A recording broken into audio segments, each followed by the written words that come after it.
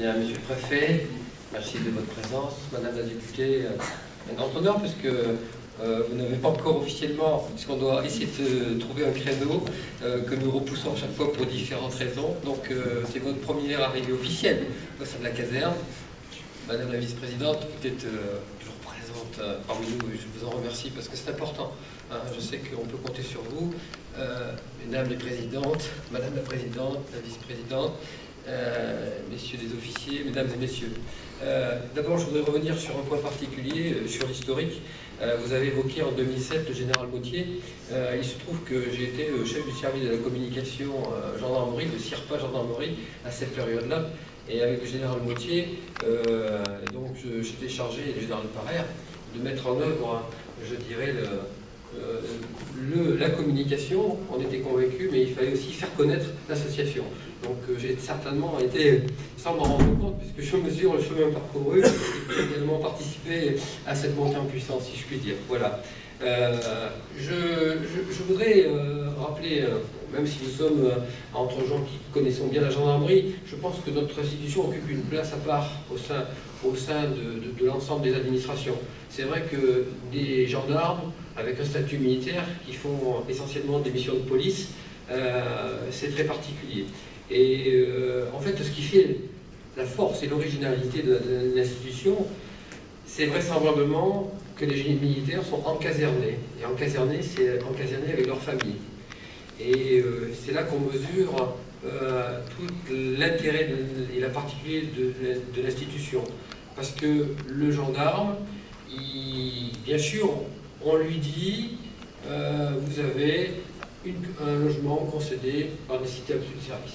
Et beaucoup pensent que c'est un avantage. Ça l'est un. Mais il y a beaucoup aussi de contraintes et de contreparties. Et je crois que c'est important. Des contraintes parce que... des contreparties d'abord, parce qu'il y a la disponibilité, parce qu'aujourd'hui, un gendarme, c'est 15 heures de travail par jour. Alors, bien sûr, vous enlevez les repos, les permissions, c'est-à-dire 8h47 exactement au niveau national, mais en plus 7 heures par jour, en plus de ces 8 heures quand il est resté, quand il est de service, 7 heures de disponibilité, prêt à intervenir, dont 3 heures d'intervention. Donc tout ça mesuré, c'est quand même un temps important. Et c'est aussi une réactivité. Le fait de vivre dans la population fait qu'à tout moment, s'il se passe quelque chose, il sortira. Il mettra sa tête à la fenêtre et il sortira, même s'il y a des renvois au niveau du centre opérationnel aujourd'hui. C'est ça la contrepartie. Et puis il y a des contraintes. Et la contrainte, c'est vivre au sein d'une caserne. C'est une exception à l'État. C'est-à-dire que la gendarmerie représente pratiquement 90% des logements où on peut avoir les familles. Et c'est une contrainte d'abord interne, c'est pouvoir vivre au sein d'une petite communauté avec des relations professionnelles, le chef, l'adjoint, les gendarmes de la brigade, et tout ce petit monde avec les familles, les enfants, avec tout ce qu'on a pu connaître comme anecdotes, qui sont toujours très très intéressants, très très riches, où des fois l'aspect professionnel va manger sur l'aspect personnel et familial, ou vice-versa. C'est assez compliqué. Et puis aussi vivre aussi dans une commune où le gendarme est obligé d'abord de travailler forcément, mais l'épouse en général, maintenant les épouses pour la majeure partie d'entre elles travaillent, donc vivent dans un environnement très proche, les enfants vont à l'école à côté, et il faut faire vivre tout ce petit monde en symbiose. Ouais. Et donc là on touche la force, l'originalité de la gendarmerie, c'est bien ça, c'est le système d'armes, je le dis toujours, la gendarmerie, c'est la caserne, c'est le logement avec les familles.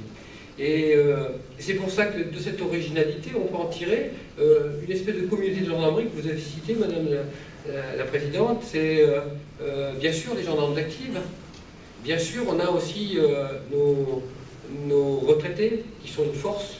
Hein, et je salue les présidents de l'INPRG, de la FNRG, et également le trèfle, le colonel que je pratique régulièrement, qui est un ami. Je crois que vous nous aidez beaucoup parce que vous êtes une force de proposition et d'aide. Et puis, ça encore, à la limite, je dirais que toute institution a ses retraités et que potentiellement nous sommes tous, on l'espère. Et puis après, vous avez également une deuxième catégorie. Vous avez, on a créé la Société nationale des amis et anciens de la gendarmerie, la SNAG. Ils ne sont pas retraités, ils ne sont pas militaires, mais ils y contribuent au rayonnement à ce titre-là. Et alors la troisième force, c'est bien sûr les familles, l'association. Et ça, c'est vraiment une originalité parce que je ne pense pas qu'on puisse trouver beaucoup d'administrations qui puissent avoir ce privilège d'avoir toutes les composantes de cette communauté rassemblées. Alors, je viens tout naturellement aux familles de la gendarmerie.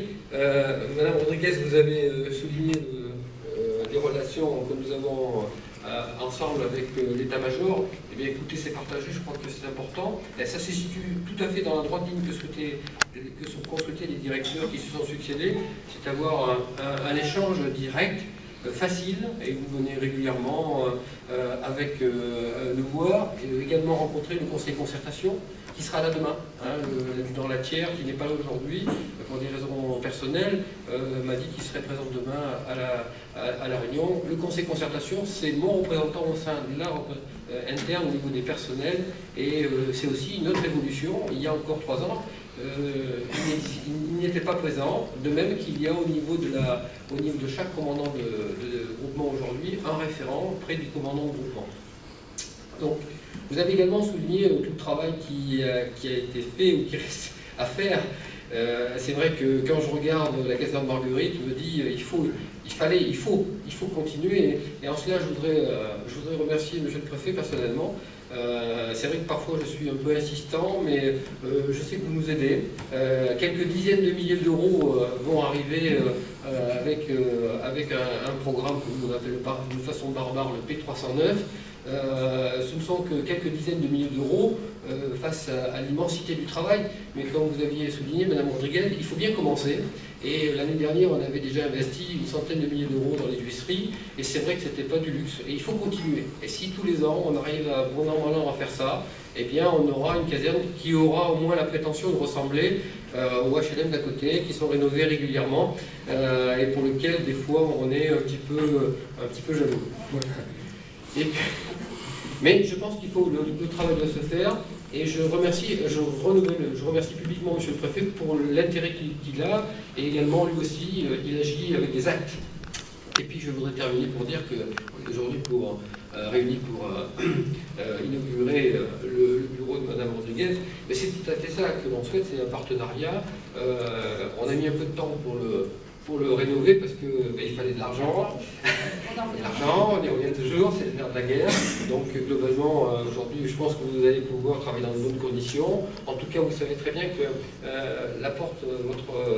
votre porte vous est ouverte, et que ce bureau est également aussi un symbole du travail, de partenariat qui doit être mené pour la communauté gendarmerie et pour les familles de gendarmes en particulier. Je vous remercie de m'avoir écouté. Merci.